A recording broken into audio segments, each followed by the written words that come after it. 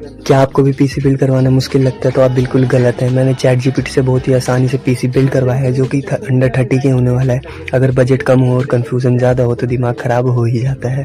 फिर मैंने chat GPT को बोला भाई अंडर 30 के अंदर पीसी बिल्ड करके मुझे दे दो, तो उसने जो मेरे को रिजल्ट्स दिए वो देख के आप भी शॉक हो जाओगे यार। उसने प्रोसेसर, रैम, मदरबोर्ड सब कुछ बजट के अंदर बता दिया, जैसा कि आप देख ही पा रहे होंगे। अगर तुम भी पीसी बिल्ड करना चाहते हो तो चैट जीपीटी यूज़ करो, और अगर आप चाहते हो कि ये पीसी मैं बिल्ड करके दिखाऊं, वो भी अंडर 30 के में, और इसमें सारी गेम्स ट्राई करके दिखाऊं, तो यार फॉलो ज़रूर कर लेना, सब्सक्राइब कर देना, कमेंट कर देना अंडर 30 के, और ऐसी और वीडियो देखने के लिए सब्सक्राइब ज़रूर कर देना।